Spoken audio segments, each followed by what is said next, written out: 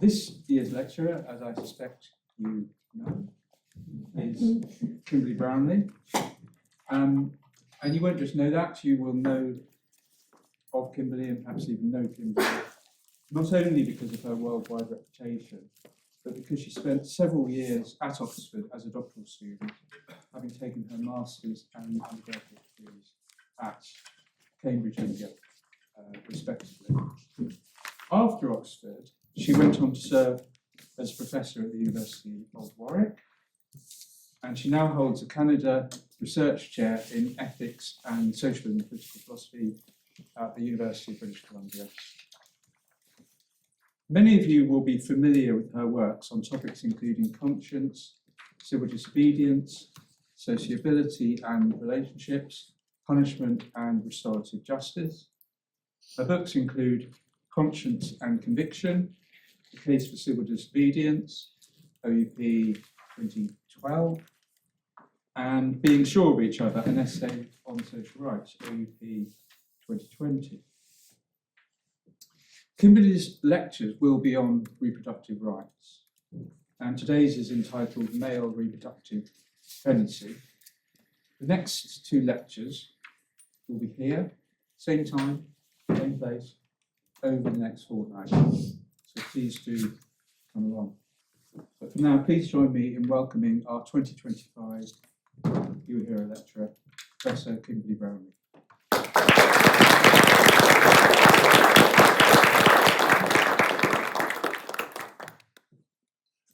Thank you very much, Roger, for that introduction, and thank you for the invitation to give these lectures. It's a pleasure to be back in Oxford. It's such a treasure and special place. So my topic for these lectures will be reproductive rights, and this first lecture will be on male reproductive dependency. And I take as my starting point a newspaper article that was published by a famous chef in 2013. And in that article, he shared that it took his husband and him 5 years of time, effort, and heartache, and a lot of money to become parents. They worked with 3 different women who were willing to gestate for them in 2 different countries, and they paid out over $100,000. They first pursued co-parenting with a lesbian couple they had met via a website, and that effort fell through when they tried to hammer out a contract, an informal parenting contract on living arrangements for a baby who didn't exist yet. They then tried IVF with a friend in her 40s, and the 4 rounds of IVF failed. And at that point, they looked outside their home country and they opted for egg donation from one woman and gestational surrogacy from another woman in a US state that allows women to be paid for surrogacy, not realizing that they had wandered into a legal, technical, and financial minefield. And the chef writes, "There were many times when we looked at each other and said, just think how easy it is for every sordid straight couple to do this.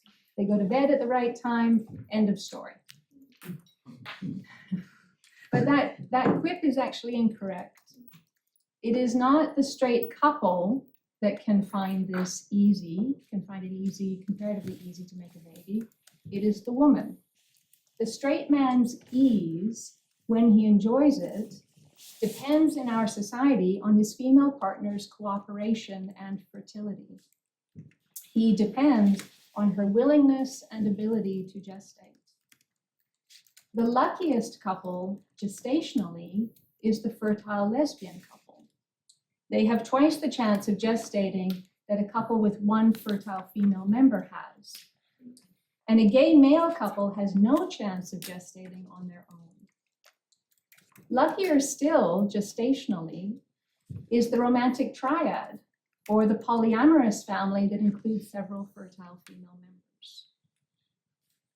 And so what we see from this is human reproduction is a radically unequal business.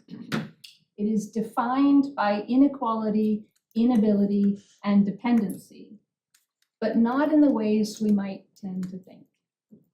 Roughly half of the human population has a congenital condition that renders them biologically unable to conceive and gestate during their reproductive years. In contrast to them, the other rough half of the population can gestate. That is, they can make a baby, they can parent a baby without depending on anyone else to gestate for them. So put simply, cis men, trans women, and other adults who cannot gestate experience morally significant disadvantages due to a radical difference in bodily ability. They are profoundly dependent for reproduction and parenting opportunities on people who can gestate. And this is true whether they wish to adopt or to have a genetically related child. In any situation, some woman must gestate. And I want to argue that this combination of gestational inability and gestational dependency actually constitutes a disability.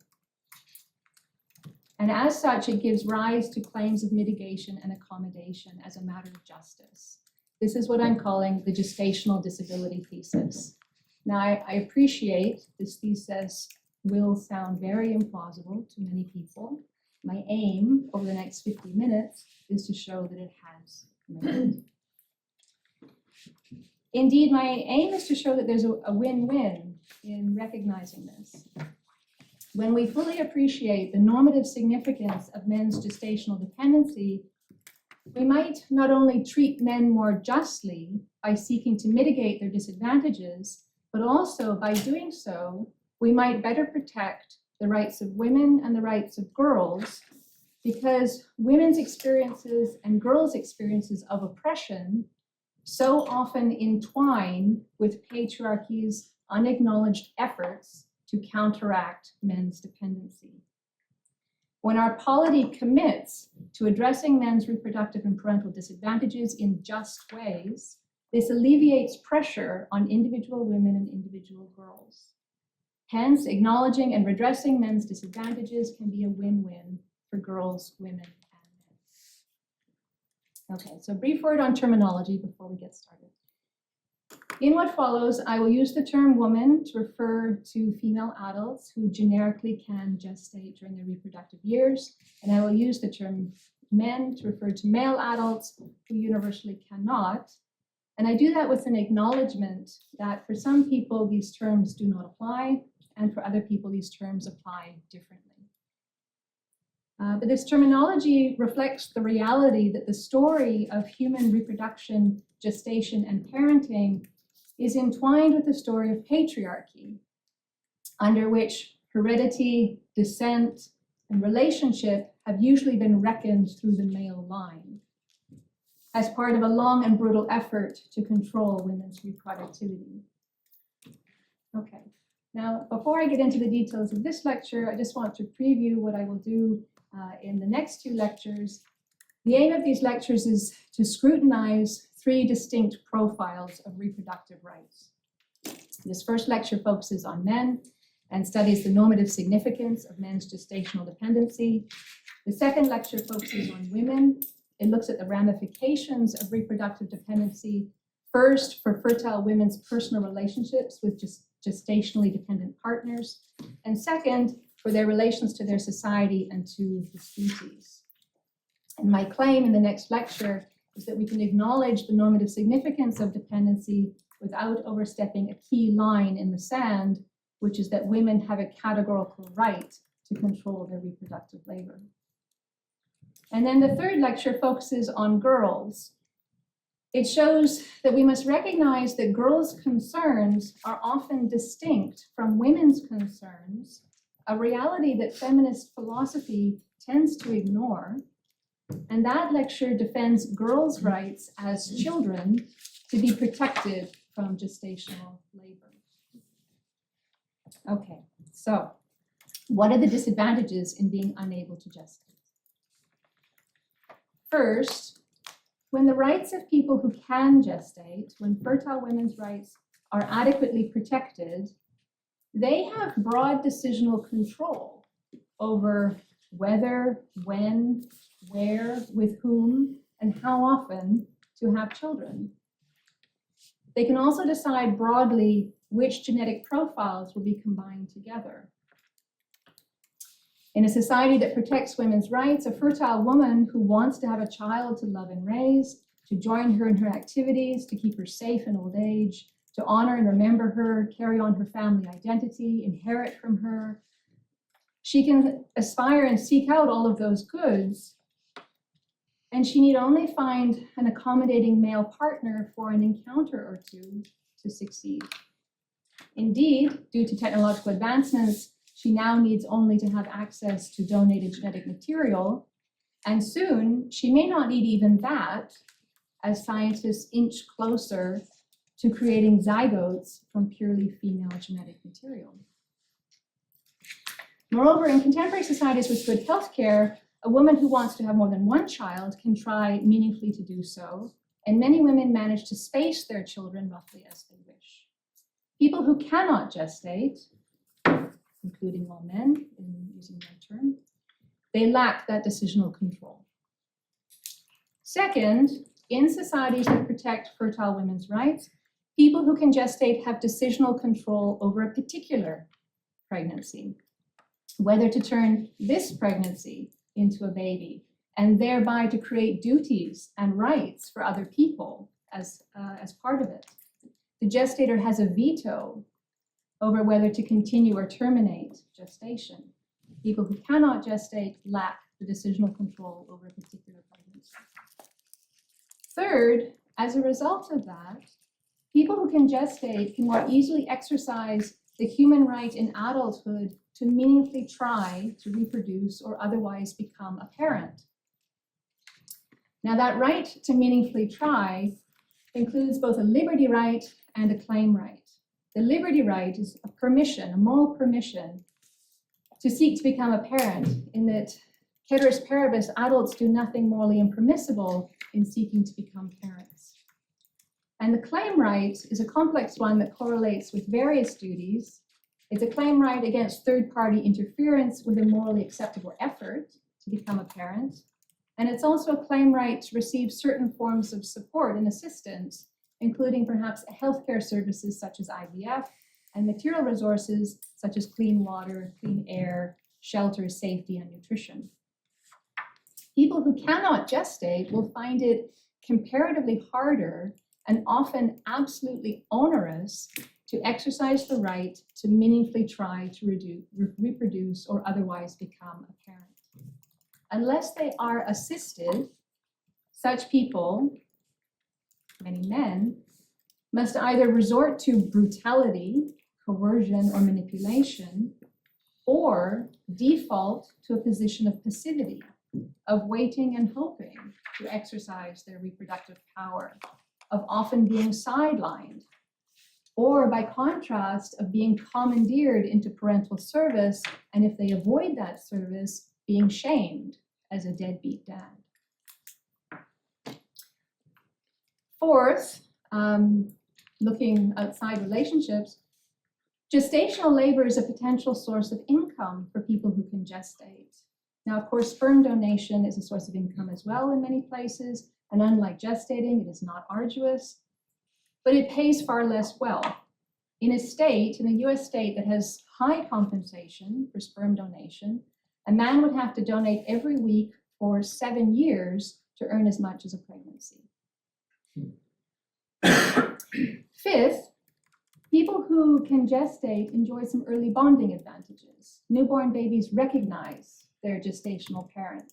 They do not recognize any other person who we might call a parent. Sixth, people who can gestate their own children sit close to the center of the story of family life.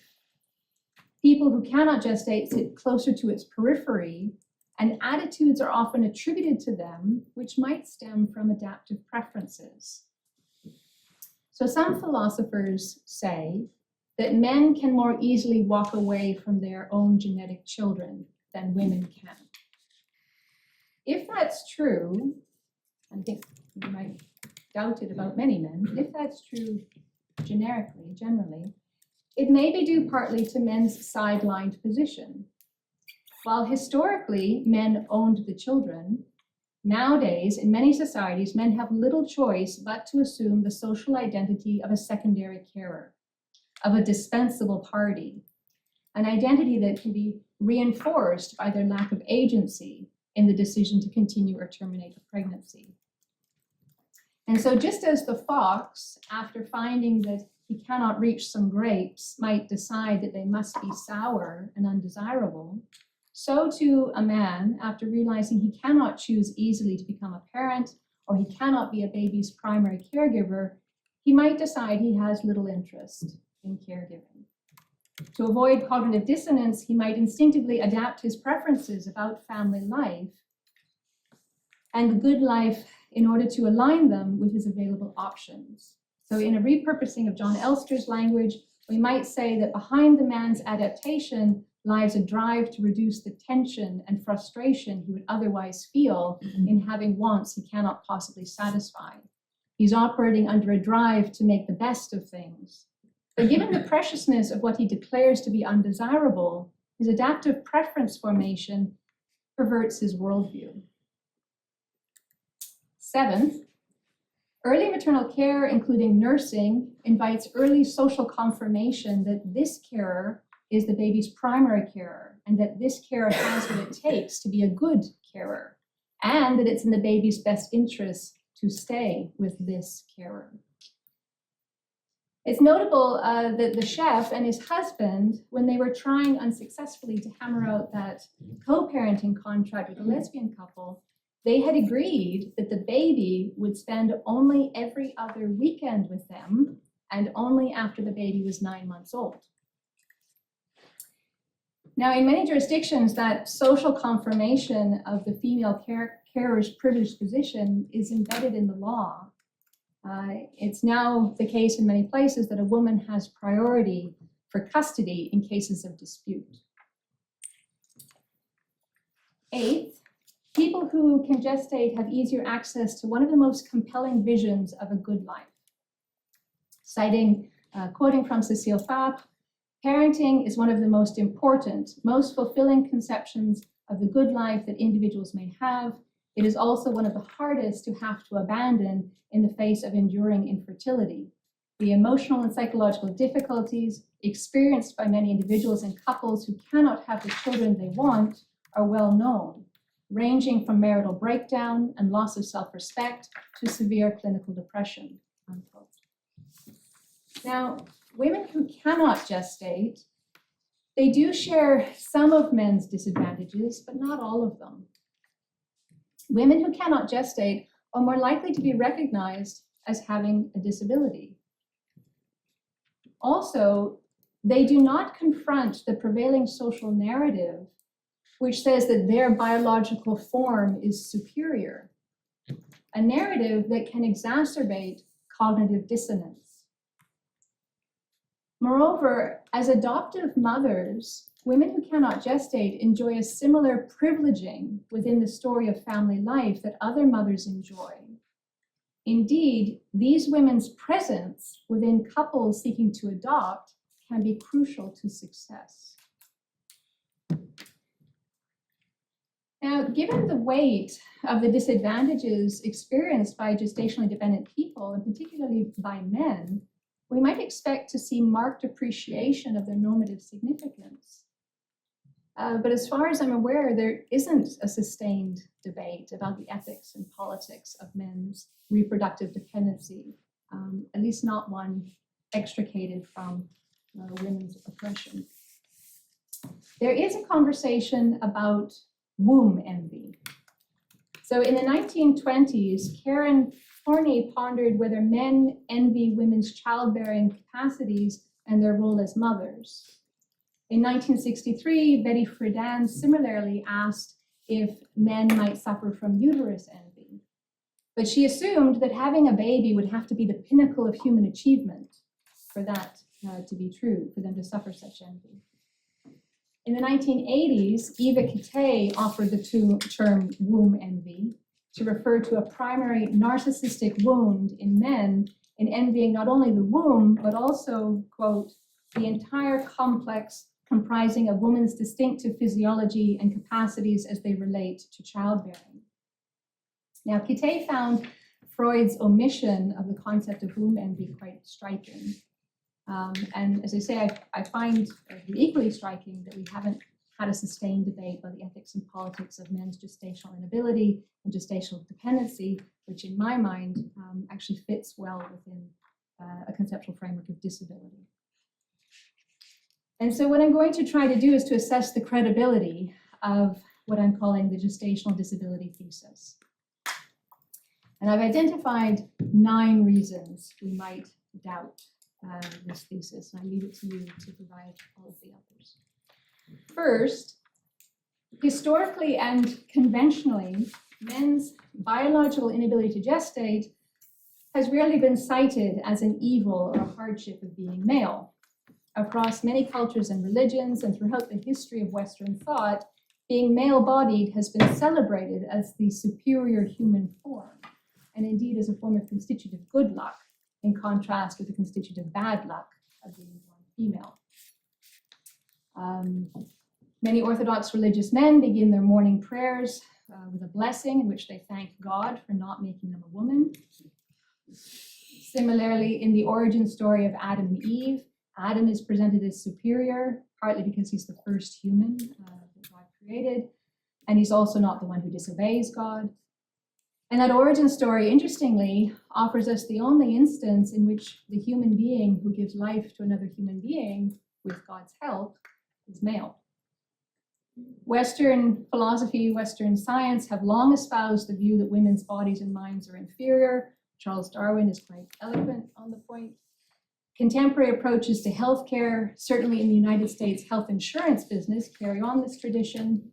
In her memoir, The Art of Power, former Speaker of the House Nancy Pelosi reports that her health insurance provider queried her coverage because she had had 6 children, a fact that the provider deemed to be a pre-existing condition.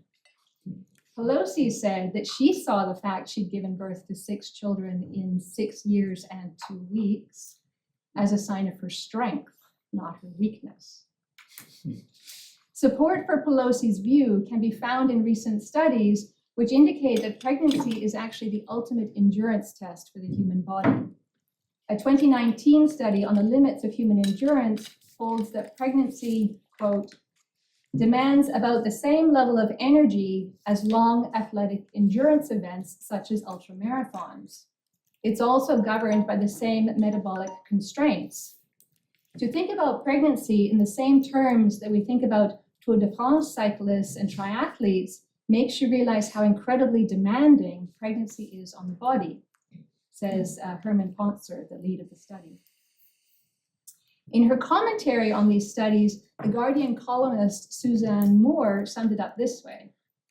Apparently, Ironman triathlons and polar trekking don't come close to the body expenditure of being pregnant, with rates leveling off after 20 or so days on the road. What is key is the metabolic resting rate.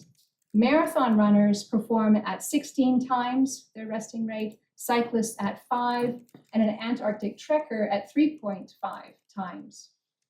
In contrast, a pregnant woman, who's usually working and carrying on as normal, is functioning at 2.2 times her resting rate, but she will do this for 280 days, something these mega athletes could only dream of.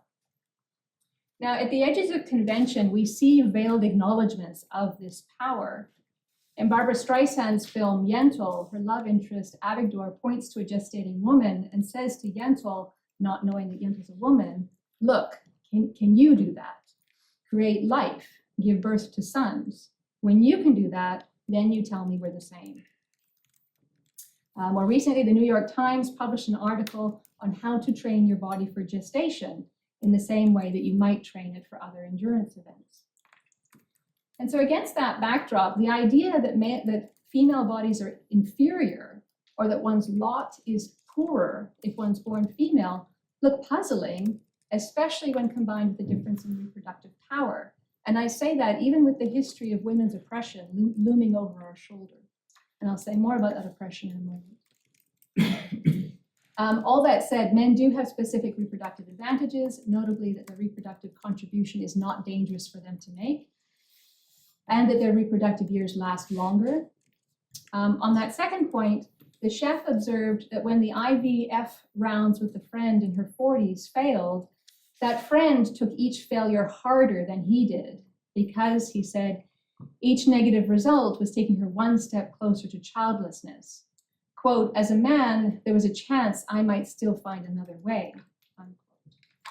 But that is also incorrect. What each IVF failure actually did was take the female friend one step closer to being in the same position the chef was in, dependent on a woman for gestation. With the technology to freeze eggs, which should be available to everyone, should not depend on your income, with that technology, women's shorter genetic reproductive years need not be the main concern. Gestation is the main concern. So that's my answer to the first doubt. The second reason to doubt the gestational disability thesis comes from the philosophy of disability literature. Although philosophers of disability have applied the term disability to a host of conditions, almost all of these scholars have rejected outright the idea that men might have a disability in virtue of being unable to gestate. And the reason they do this is because they do not take human adult as the reference class. These scholars say that when it comes to reproduction, we should take the biological sex categories of male and female as the relevant reference classes. And of course, being unable to gestate is not atypical for the reference class human male. It is universal for that class. Now, my reply to this is that the reference class for a given ability should be set by the morally significant interests at stake. And men and women have similar morally significant interests in reproducing and parenting. By contrast, children belong in a different reference class when it comes to reproduction and parenting because their morally significant interests differ enormously on this point. Children do not have morally significant interests in becoming parents. Indeed, they have morally significant interests in being protected from gestation, reproduction, and parenting. Okay, a third reason to doubt the thesis is that the term disability usually refers to an unusual inability. And even if we take human adults of reproductive age as our reference class, being unable to gestate is hardly unusual in that class. Roughly 50% of that class are unable to gestate. My reply to this one is that the typicality or atypicality of a radical difference in ability is largely a red herring. I believe that we would continue to speak of blindness as a disability, even if 50% of the adult population came to be blind. And that is because blind people will continue to experience morally significant disadvantages relative to those who could see. We might even continue to speak of blindness as a disability if all of us came to be blind, because we'd have a memory, we'd have a history of when people could see. So I don't think the unusualness is useful as a way of determining what counts as a disability. A fourth reason to doubt the thesis is that men's gestational inability goes hand in hand with their ability to produce sperm. This feature is built into the evolution of our species. We are a species that reproduces sexually. Now, in reply, the fact that an inability yields or co-occurs with a concomitant ability does not necessarily negate the disadvantages of the inability. Many blind people can use echolocation in order to register an echo of the walls or absence of walls as they move around. They can use that to navigate. Many deaf people can lip read.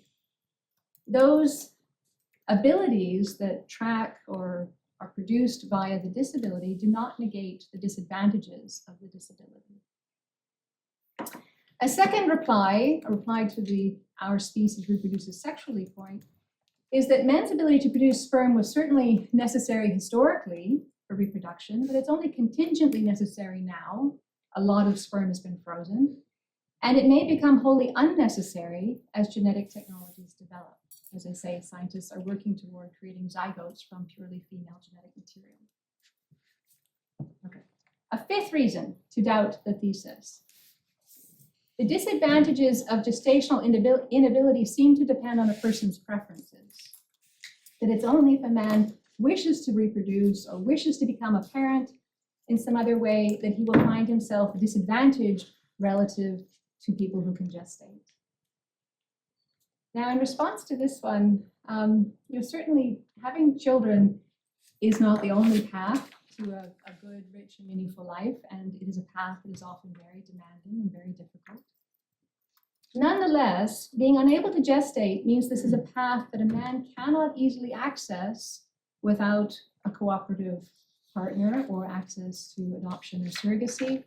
And it's a path over which he cannot justly exercise decisional control. The fact that he may prefer other domains is irrelevant to the reality of his marginalization and potential loss. A sixth reason to doubt the thesis. If men do have a disability in virtue of being unable to gestate, then it perhaps could be morally wrong to bring boys into the world. Or at a minimum, it could be always morally better to bring girls into the world when we can. And since that would be a counterintuitive reason not to gestate boys, men cannot have a disability. The argument could go. In reply, first, men do not come into the world with a disability. Children do not have a disability in being unable to reproduce. Second, if disability is to some extent socially constructed, then we can mitigate the disability that boys will come to have. And third, instead of seeing boys' reality as a reason to abandon the view that men have a disability, we should see it as a strong reason to reject the view that it is wrong to bring into the world a child who will have one. Certainly wrong to apply that argument in this case. A seventh reason to doubt the thesis is that gestational inability seems to be rather different from other kinds of physical impairments, in that this one is complicated by non-contingent dependency on gestators. By contrast, a blind person cannot be made to see via other people seeing, nor does she need others to see in order to navigate her world. Now, on that point, the gestationally unable person might more closely resemble a severely cognitively impaired person than a physically impaired person.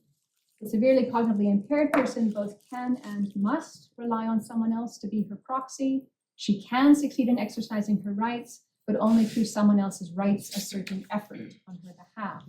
And the same is true of the gestationally disabled person. Now, the final two reasons to doubt the thesis do not concern its merits, but rather the judiciousness or not of accepting it.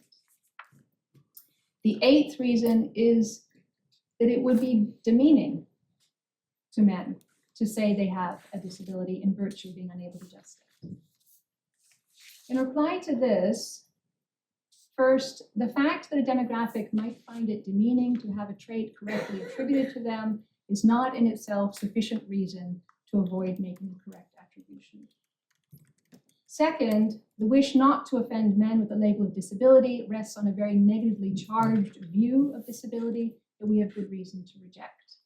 Many people with disabilities lead flourishing lives. Many lead such lives despite the disability. Many lead such lives partly in virtue of the disability. Disabilities can force us to act differently. They can make us creative. They can contribute sometimes. The ninth reason to doubt the thesis is that if we attributed a disability to men, this would constitute elite capture. And I want to take this objection seriously. This one does, I feel the force of this one. Olufemi Taiwo has written a book on elite capture, and he says this is the process by which, quote, political projects are hijacked in principle or in effect by the well-positioned and resourced, and public resources such as knowledge, attention, and values become distorted and distributed by power structures. And so the The concern is that the concept of disability has become a politically potent one, politically useful one. And if we were to apply it to men who remain advantaged across so many social spheres, we would redirect attention, resources, and value to men and away from others for whom the concept is most helpful. And I do feel the force of that concern. However, I would want to stress that we need to take a fine-grained approach to disability. So, for example, when universities say they want to hire more people with disabilities, they are referring to people who have had difficulty accessing university positions due to the nature of their disability. So people with sensory disabilities, mobility disabilities, learning disabilities, those are the people with disabilities who've had difficulty accessing higher education, university positions. Men have not had difficulty accessing those spheres. The social sphere that men have had difficulty accessing certainly have had difficulty being privileged within is that of the family. And so my claim is that if we recognize men's gestational dependency for what it is, this actually can be a win-win. This is my answer to the elite capture concern. That although there's a genuine concern, I believe it can be to everyone's benefit to offer this recognition. My claim is that men's advantage across various domains has been secured in part by our lack of acknowledgement of the significance of their dependency and by the perversity of the patriarchal methods that have been used to counteract that dependency. Okay, and so now I'm going to go on and look at my thesis in relation to two models of disability. One is the social model and the other is the medical model. So the social model focuses on persons' relations to their social environment, and specifically on the features of that environment that exclude them from key domains of social life as a result of this meaningful difference in ability.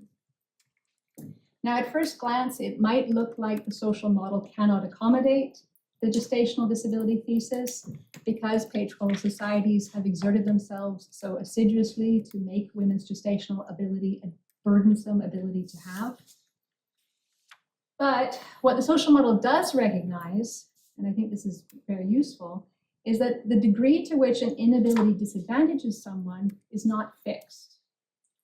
Men, we can see men's disadvantage in societies like ours, in societies in which, should we not assume what we mean by like ours, but men are disadvantaged in societies that protect women's rights to control their own reproduction, that have female-controlled contraception, that have safe, legal, and accessible abortion care, and have good obstetric and gynecological care. Men's disadvantages are most visible in societies that have legalized same-sex marriage, including lesbian marriage, that have shifted from male ownership of kids to female priority over custody, and societies that accept that many women may legitimately choose to have children alone. That said, the variation in impact across societies does not, in my view, mean that in some societies men don't have a disability at all. Those societies that leave men unassisted, right, leave men to secure their reproductive and parental interests themselves, those societies that tolerate or even endorse male brutality in the name of male reproductive and parental interests, these are not societies in which men lack a disability. First, men remain dependent on a gestator to become a parent. And second, brutality is a morally defiling way to try to secure your interests. Now, turning briefly to the medical model, this model focuses on pathological states of the human body and mind. As David Wasserman puts it, it regards the limitations faced by people with disabilities as resulting primarily from their bodily differences. Now, this model might also seem to be unable to accommodate the thesis, especially if we adopt a view based on some idea of proper functioning. That to have a disability means things are not working as they should. for a given person. On that functional view, men do not seem to have an impairment, do not have a disability, because being unable to gestate is proper functioning for men. Proper functioning for men is to produce sperm. On the functional view, a woman who cannot gestate would be said to have a disability because things are not working as they should. But what's the point to note is that what matters for both the woman and the man who cannot gestate is the same thing. Neither of them can reproduce or become a parent without the assistance of a gestator. The functional view would say that it's normal, that things are as they should be when men are so dependent, but not when a woman is. I think that instead of taking a functional view, we should adopt a modal view, which considers how well a person's life would be going if they had been born differently abled than they are. Both men and women who cannot gestate have reasons to wish they were differently abled, so that they could have the option of creating a baby without radical dependency. Okay. And men in particular who are left by their society to be brutal, men who turn away from caregiving and family life due to their lack of decisional control, men who remain childless even though they would love to be parents. These are all people who would otherwise, along many measures, be leading better lives if they could gestate. Now, before I turn to some policy proposals related to mitigation and accommodation, I do want to say a few more things about female oppression, because the history of female oppression very much complicates my story of biological advantage.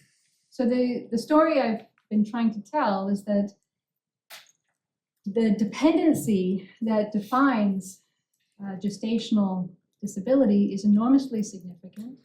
When something so precious as having a child is hostage to someone else's participation for 9 months, if not longer, and preferably with their honesty about parentage, we have a petri dish for perverse incentives. Gestational dependency can make tyrants and brutes out of people who would otherwise say, live and let live. And so I think we can interpret many assertions of male dominance as manifestations of an effort to overcome this dependency. Patriarchal norms have warped our perceptions of practices that make plain the advantages women have. For example, women who engage in sex work. This is an industry these women have long been vilified for this work. They tend to live at the edge of poverty. They tend to be, they're shamed, they're stigmatized, they're marginalized. And it's noteworthy that these are the women who have the easiest access to the genetic resource they need if they wished to parent independently. Single moms, unwed moms, widows who don't remarry, all women who live independently and might seek to become parents on their own have traditionally been marginalized and stigmatized. The anti-abortion movement, many people who are opposed to abortion are driven by a genuine commitment to the protection of life, understood broadly. But people who are absolutist in their opposition to abortion, surveys show that they also tend to hold views that are very keen to control women. Absolutist opponents of abortion tend to think women make poor political leaders, tend to think women really don't belong in the workforce, that their place is in the home. And then there's the mutilating of women and girls' bodies. The historical practice of foot binding ensured that women could not stray very far. It was intended to ensure that they were chaste, part of being marriable. The practice of female genital mutilation, again, trying to ensure women could be controlled, that they didn't seek independence sexually. The grudging acknowledgement of marital rape in some countries, the denial of its existence, or at least its criminality in many others. These are all ways in which patriarchal societies have engaged in practices that I think can be interpreted as efforts to counteract men's dependency. Even so, when we press our intuitions about men's supposed advantages, or which body we should attend to most closely in terms of being at a disadvantage in the reproductive project, I think our intuitions that men have the advantage start to wobble. And we can see the wobbling if we consider the following thought experiment, which I've called nugget of gold. So imagine that 50% of the human population is born holding a large nugget of gold, and the other 50% is not. Which half has the advantage? We might imagine that people who are born holding a nugget of gold will often be resented, targeted, preyed upon by the people who are born without one or by their families. We might imagine that people born without a nugget might try to privilege being born that way to make it socially advantageous to lack a gold nugget. But it would be bizarre to conclude that the people born holding gold are necessarily the unlucky ones or the disadvantaged ones, simply because those born without it either envy them or are likely to exert themselves to control the gold holder's resource. We should instead reason that the people born holding a nugget of gold do have a biological advantage with this ready resource in hand, and they have the capacity to share it or not with those who lack the resource.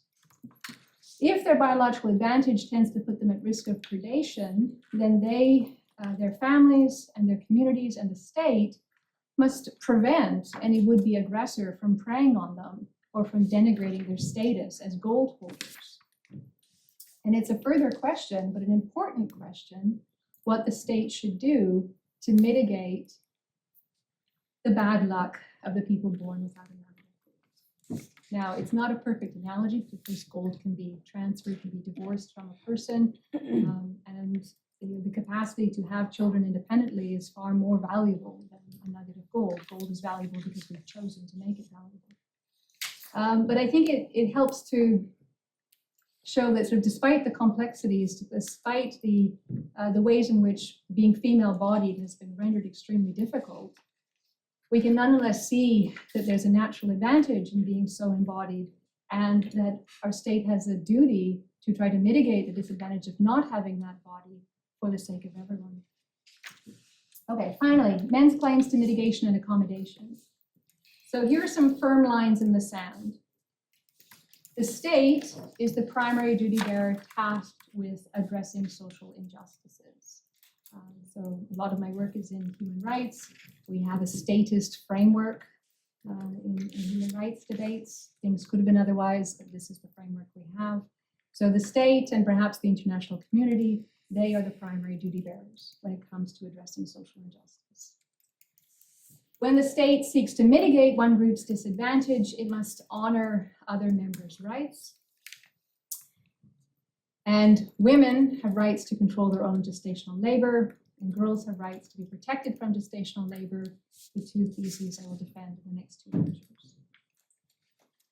Forms of mitigation and accommodation that could seek to address men's gestational disability include workplace accommodation, so for the time and effort that many gestationally disabled people would have to invest in order to exercise their right to meaningfully try to become a parent. We could also see state regulation of parenting itself to ensure that many different adults have an opportunity to be involved in a child's care, with parents not necessarily having privileged access, exclusive control over who can be involved in a child's life. Anke Gausch has done some very interesting work on that topic. Policies could support a social reimagining of the family, a reimagining of family structures. We could see policy-led shifts that encourage adult men to invest in their sisters' children or in their female cousins' children, and to be recognized as guardians of those children. And then finally, we could see policies that invest in men's caregiving abilities. Studies indicate that, quote, single men seeking to adopt continue to be widely viewed with skepticism, and they are reportedly often judged to be inappropriate parents. So as I flagged before, the presence of at least a partner, and usually a woman, in a couple seeking to adopt can be crucial to their success. If it were indeed the case that single men were on average less competent to be new parents than either single women or partnered people are, we might ask to what extent that is the result of adaptive preference formation, which compromises their sensitivity to good modeling, affects their exposure to child caring opportunities, and undermines their receptivity to parental education. Policies might seek to mitigate any differences in caregiving competence, counteract adaptive preference formation, and otherwise try to ensure that men are viewed as equally viable adoptive parents. Now, these proposed efforts to mitigate, they scratch the surface of a debate that philosophers need to have about how to attend to this, how to attend to the distribution, the unequal distribution of reproductive power, how to attend to the distribution of parenting opportunities and social recognition of parenting competence. But I think if we scratch that surface and look at how best to mitigate men's reproductive and parenting disadvantages, we can do so in a way that continues to honor women's rights and girls' rights, as well as treating them justly. Thank you.